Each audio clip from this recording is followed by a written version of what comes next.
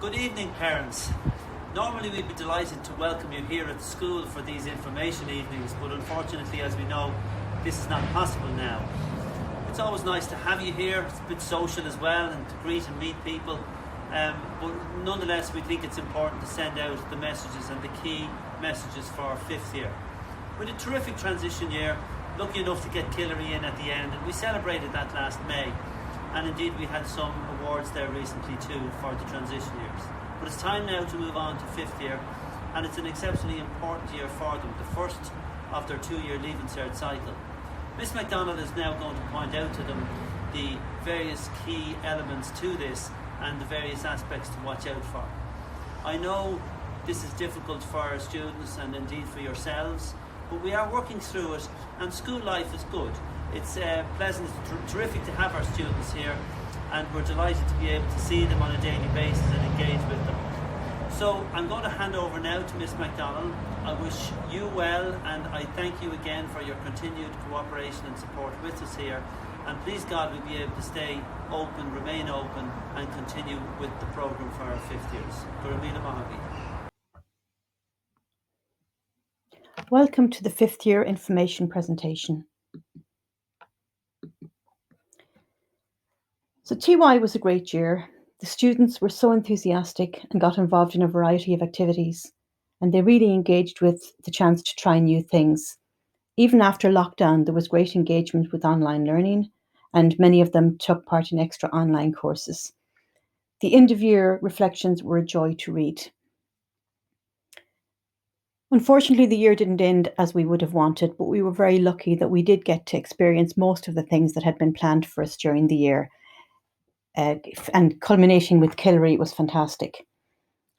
I'd like to say a big thanks on behalf of all you parents and on behalf of the students to Miss Walsh for organising and coordinating such a fabulous array of experiences for us.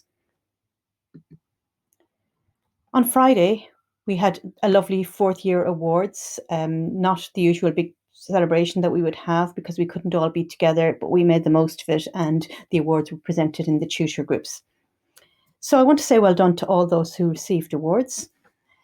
Within the award ceremony, we also presented the TY packs, and in those packs, your child will have received their certificate of completion of TY with the final grade that they were awarded. They'll also have a copy of their journal marking sheets, and also included was their junior cycle profile of achievement, which was based on their junior cycle exams in the third year. Those came into the school before lockdown, and we didn't have a chance to have a ceremony. Then, depending on what activities they got involved in during TY, there are certificates in their packs for self-defence, debating, sports captains, first aid, the LIFT programme, ISPCC, Enterprise, Student Council, Lourdes, Saplings, Rose Week for Autism Ireland, Dance, Mixed Media Journal, Garda Youth Awards, Junk Couture, those who took part in the making of the musical, and those who helped with whole school assemblies. 2 certs that aren't in the packs yet but are coming are GOSHGA cert and ECDL certs, because the students have still been given the opportunity to complete those programs. So those were presented to students on Friday, just before the awards ceremony, and special well done then to the students who won awards.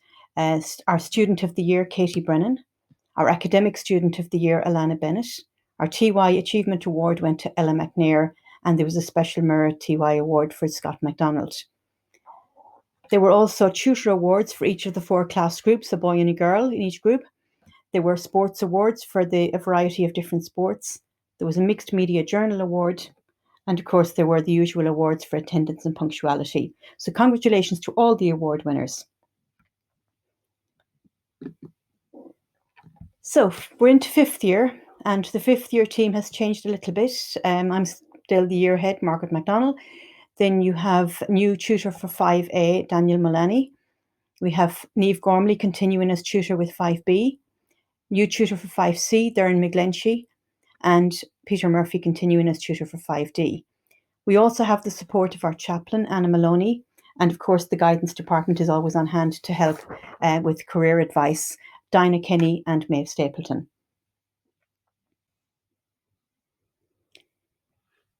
So now I'm going to recap just on the little things. Firstly, as always, we expect them to be in full school uniform, and this includes having the school jacket or the school hoodie.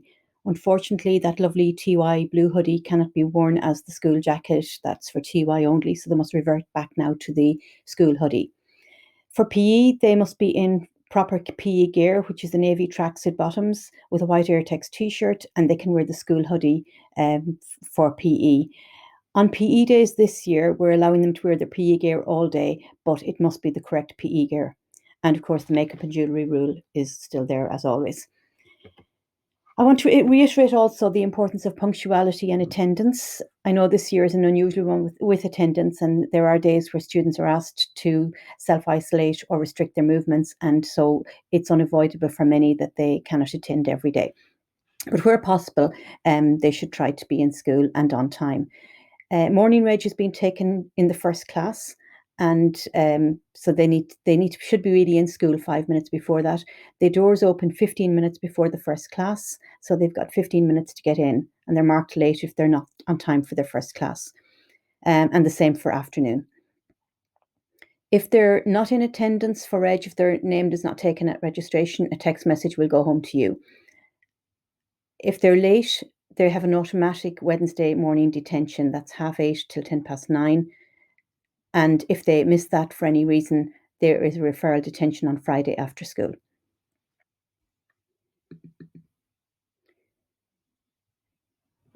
So we know this year with not having lockers, they have their mobile phones on them, but we ask them to have them powered off at all times. They also must have their iPad with them charged every day. The iPad is being used instead of books to reduce the load, but it's also being used for sharing work with them in class, as handouts cannot be given and work should not be taken up from them. So they're being given work on the iPads and they've been asked to submit assignments on the iPads. So it is really important that the iPads are with them every day. And they should also have any other books or folders or relevant equipment. Parents cannot come to the school to drop off equipment to them, so it is extremely important that they bring everything they want with them. And of course, they should also have their journal. Then there are some changes to the use of the building and timetables and so on this year. So the building itself, we have for each year group, there are designated entrance doors. So fifth years will come through 2 assigned doors and no other students use those doors. The ones behind the library and the ones next to that. They have designated classrooms from room 20 up to 23 and the demo room. And there is assigned seats, a seating plan for every class, and that is extremely important for contact tracing. They also have designated toilets. Fifth and sixth years use the toilets at the science labs and nobody else can use those, and they cannot use any other toilets in the building. They also have a designated break area behind their classrooms, and they are asked not to mix with other year groups during breaks. In class, windows and doors are open, so they need to dress appropriately for that. We need to have fresh air coming through, and that means that they are going to be cold, and they just need to be conscious of that and dress appropriately. The timetable changed to facilitate the 1 hour lunch, so we're now starting at 8:45, 4 days a week, and 9:30 on a Wednesday. The finish time Monday, Tuesday, Thursday is 3:55, and it's 3:45 on Wednesday. Then on Friday, we don't have a 1 hour lunch. There's a 15-minute break instead to allow us to finish at 2:10. And on some of the days, the small break is only 10 minutes. There's no morning reg, so that means that they're going straight to class at 8:45. In terms of staying safe, students are required to wear masks when in the building and for all classes, and whenever they're not able to keep 2 meter distance. We would ask that they have 2 or 3 masks with them. They should always have a spare mask in their bag in case a mask gets broke or in case it needs to be changed. Some of the masks, you cannot wear them all day if they get damp. Physical distancing, we ask that they take responsibility for physical distancing when on corridors and when outside, and the use of the hand sanitizers. They must comply with all safety instructions, and there cannot be any sharing of equipment. So quite a few changes for them there. So they have a busy timetable with new subjects as well this year. Unless they have an exemption from Irish, they're all doing Irish, English, maths, and most of them are doing a foreign language as well, either French or Spanish. They also have one subject from each option block. Block 1 is accounting, biology, business, construction, DCG, and economics. From block 2, they have one of ag science, biology, business, computer science, home economics, music, or physics. And from block 3, they have either art, biology, chemistry, engineering, geography, or history. And many of them as well have LCVP. And if they're not doing LCVP, they have one study period at the time that LCVP is on. Now, there's a lot of information to take in terms of the breakdown of the subjects for exams and so on. So teachers will give them more information as it becomes available. But a lot of the subjects have a project element as well as the written paper at the end. And that means they need to keep on top of any project work if there's anything to be done in fifth year. And a lot of these are done in sixth year as well. So they need to have a timetable for the project work. Now, the dates aren't available for most of the subjects yet in terms of when the projects are to be done, but the teachers will share that with them as they become available. In Irish, they have, as you can see, 60% written paper and 40% oral. For French or Spanish, depending on whether they're doing ordinary level or higher level, there's a percentage for oral, listening, and written. For geography, there's the field trip and report as well as the written paper. Engineering has a project, practical, and written. History has a project and written, and art has practical and written. Then construction, you have practical, a portfolio, and a written element. For DCG, you also have 60% written and a 40% project. And in home economics, it's 80% written with a 20% journal. Music is 50-50 practical and written. And then economics is a new specification. The present sixth years are the first year group doing this new specification. And it's 80% for a written paper and 20% for a research study, which the sixth years are just doing at the moment. So our fifth years will be doing that first term of sixth year. If they're doing LCVP, there's 60% for a portfolio and 40% for a written paper. And the field trip, there is a visit out, which forms one of the portfolio items. And biology includes a mandatory field trip as well. And to talk a little bit more about LCVP. LCVP is recognised by the CAO for points. So it's a great backup subject for students who couldn't guarantee themselves 6 H4s on higher level papers. So unless they can guarantee that they can achieve that, and that would be quite an achievement to get a H4 on all of their 6 counted subjects. A distinction in LCVP can be used instead of one of their 6 subjects, and that would be equivalent to 66 points, same as a H4. A merit on LCVP is 46 points, which is the same as a H6 on a higher level paper, and more than you could get on an ordinary level paper. And a pass is 28 points. So it's a great subject to do as a backup and just gives them that little bit extra. And a lot of it is done in class time. So it's not a taxing subject on them. And it can be quite fun.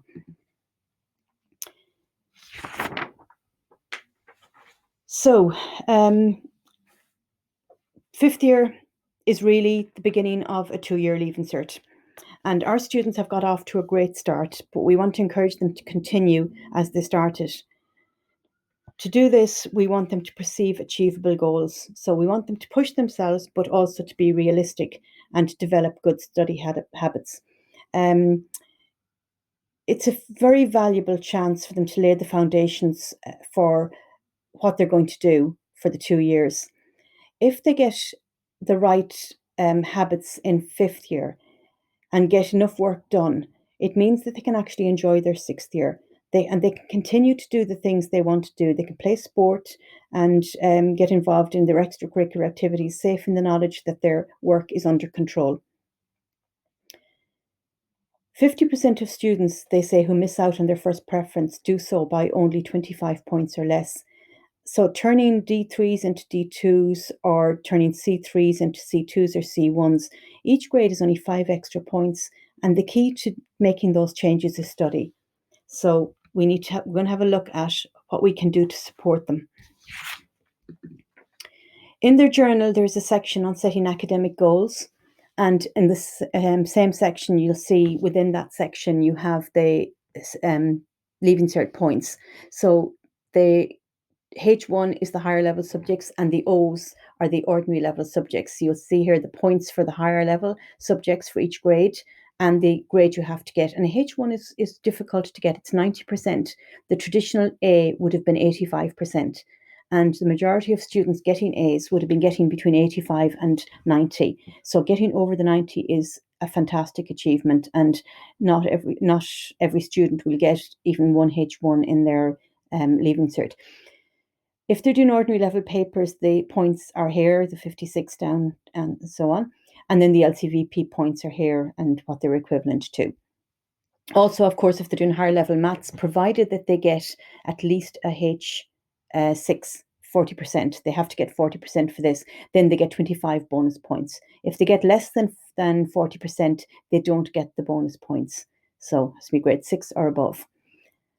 And of course, if you have students go through the system before, you'll know that to calculate the CAO points, you take your 6 best subjects. So even if they're doing 7 or 8 subjects, they will only be able to count their 6 best. So that is a reason really why they shouldn't overload themselves with extra subjects. I know some students do subjects outside of school and they will do that if they need them for college. But in terms of work-life balance and stress, unless they absolutely need the extra subjects, they really shouldn't be putting themselves under that sort of pressure because they can only count their 6 best anyway. If they do need to change level from higher level down to ordinary level, we used to have a change of level form, but the procedure has changed this year with the difficulty with handling paper. So they need to talk to their subject teacher. Then they need to arrange a meeting with guidance. Now, in order to arrange a meeting with career guidance, all they need to do is email Dinah Kenny or Maeve Stapleton, and one of the guidance teachers will get back to them as soon as they have a free slot and find them. So the student themselves emails guidance and just says, I'm thinking of changing level. Can I have a meeting with you to discuss it? They must also email me, and guidance will also then notify me once they've had that meeting and say what their recommendation is. Then if guidance recommends a change of level and the subject teacher is in agreement, then we would ask that parents email to say that they have discussed it with the child and that they are also in agreement with the change of level. And then and only then will we allow them to drop levels. So how can you support your child to achieve their goals and maximise their potential? There's a very, very handy guide here. It's from the Institute of Guidance Counsellors, and I went looking for it before doing this presentation to see if I could get you the link to it, and I couldn't actually find it on the guidance website anymore, but I did manage to find it somewhere else. So I will get that out to parents and I'll email the link to you separately. It's really, really useful, and it goes through some of the key things where we can help them. So the key things I took from that, and it's well worth a read if you have time to read it, is the things that work for success in academically is regular attendance in school, good punctuality, adherence to school rules, and over consistent attention to homework and study. And study is described as work done in addition to homework. So they have to get into study routines. If they don't revisit work, they're not going to remember it. So it's really important to go back over work regularly. 3 different learning styles have been identified: visual learners, auditory learners, and kinesthetic learners. And the reality is that most students are a mixture of all 3. There are very few students that are one or the other. So that means a mixture of methods work for helping them to improve their learning. How long should they spend on study? For 5th years, they should be building up to 3 hours per night. They're probably not used to anything like that, but they really should be building up to that. And they recommend about 25 minutes per topic. They obviously can't do 3 hours straight, so they need to take breathers. And if that's like 15 minutes and a break or 20 minutes and a break, but they should take a breather when they find their attention wandering. Otherwise, they're defeating the purpose. There's no point in sticking at something for an hour if it's not working. So take a breather. They should also test themselves regularly. The best way to know if you know something is to actually test yourself. And the testing should be done a few times. If they test themselves now on something, they should revisit it in a week or two and test themselves again. The more often they see the material, the better it will stick. So what helps, or how can we help them? If they have a study timetable and have specific subjects to do on specific days, and a designated place to study, a nice quiet place at home, and that's where you can help them by facilitating that they have a space that's conducive to study and work. They also need to eat well, and they need to get sleep. The best time to get their homework done or to study is immediately after school. If they go home and they switch off, it's very hard to go back to it. So when they go home, have something to eat, but get down to their study immediately and try and get it done as early in the night as possible. And they should, of course, also do some work over the weekends. The extra study really is over the weekend. And it's really about developing good study habits, practicing things, having a routine, and being consistent. Now, the warning signs that they're not studying or not, or they're struggling with their work is procrastination, if they're putting off doing things, avoiding doing things. We'd often say to them, to settle down to a night's study, it can be very difficult. You'll put it off if there's something you hate doing. So always start with something you actually like, then do what you hate doing next and get it out of the way, and then nothing seems so bad after that. They need to be careful that they're not setting unrealistic goals, because if they do that, they're just setting themselves up for a fall. They need to set goals that they can achieve, and try to avoid negativity. They need to get a can-do attitude, and of excuses, try to avoid them. And if you find them making excuses for not doing their work, you find them being negative about school, and if you find them blaming teachers, that's all. These are generally signs that they're struggling with something, struggling with the workload, and that's the time when we need to intervene and see how can we support them and get them back on track. And I'm there to do that with your help. So if you see any signs, if you're worried about them, just contact me. So the cornerstones of success really is self-esteem. If they believe in themselves, if they feel good about themselves, and we're not talking here about believing that they can do well, it's really if they feel good about themselves in general, they'll tend to do better. And a good work ethic, but that can be developed from practice. And Henry Ford famously said, whether you think you can or you think you can't, you're right. So it really is a mindset. And this one I love. Hard work beats talent when talent doesn't work hard. A kid who works hard can do so much. It doesn't matter how talented you are. If you're not putting the work in, you will not see the success at Leaving Cert. You may have got through at Junior Cert, but at Leaving Cert, the work has to go in for success. So we will be providing them with study skills at some stage of the year. The sixth years are getting their study skills at the moment, so then fifth years will be looked after later in the year. And the idea here is to build on earlier practice. They will have had study skills up through the years. The date is to be confirmed. And we'll be looking at, they'll be looking at skills that need to be applied. In their journal, there is a page on recommended study practice, so it's worth getting them to look at that and maybe even looking at it with them. And it goes through study routines and time management and memory techniques and study techniques and how to revise. On the school website also, you'll see under the different sections there, you'll see that there is a student section, and in that it goes through Amber Flag, Buddies, Canteen, Google Classroom, guided meditations and so on. But down here at the bottom, this study skills section, and that is worth having a look at also. There's a lot of very, very good information in there. So things like this, you'll see they looking at there's programs on underlying concepts, how to make notes, what your study area should look like, setting up study timetables, another section on making notes and flashcards. And this is really about the procrastination and not putting off what needs to be done. There's a lot of good stuff in there, well worth having a look at that on the school website. Students also, thanks to the Parents Association, have free access to the Study Clicks Pro version. So it gives them all the plus, call it Student Plus access. And the code for the fifth years is here, but that has been shared with them on Google Classroom already. fact, going back to Google Classroom, there is a lot of information gone up on Google Classroom, and I would encourage you regularly to have a look at notifications that have been given to the students. They are senior cycle now, and I expect them to take a certain amount of responsibility for themselves. So a lot of information goes up there, and including the code for that. So at this stage, they should all have logged into StudyClicks and be using it regularly. And teachers will expect them to use it. A lot of good material in it. If they want to check, they can do their own revision on exam questions and so on. Or if they just want to look up solutions to exam questions or old past papers, they're all there. So that's where we're at, I suppose, really. We want to get the best out of them. We want them to get off to a good start. And we want to encourage them to put their best foot forward.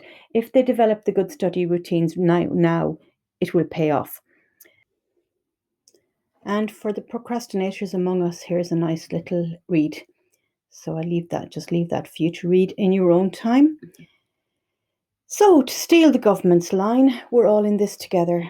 You as parents, me as their year head, their teachers, and of course the students themselves, and we all want the same thing for them. If I can help you in any way, or if you need to discuss anything with me or share any information with me, you can email me, and my email address, it was on the last slide. As always, I want to thank you for your support and for entrusting your precious children to us. You know by now how much I want them to succeed, but above all, I want them to be safe and happy here. Thank you.